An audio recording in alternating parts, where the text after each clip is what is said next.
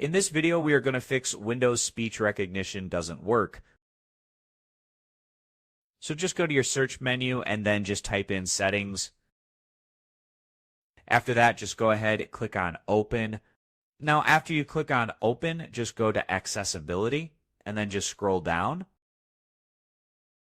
As you can see under the interactions, click on speech.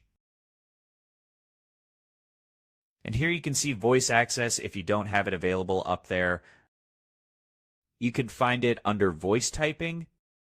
So if you don't find it here, this is it, which is voice access. Now just go ahead, click on it to toggle it on. So now after you do that, the Windows voice access will take place. So as you can see, the process is now starting.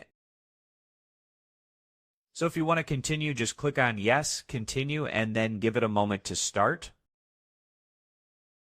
So after you're in the process, just go ahead, click on done.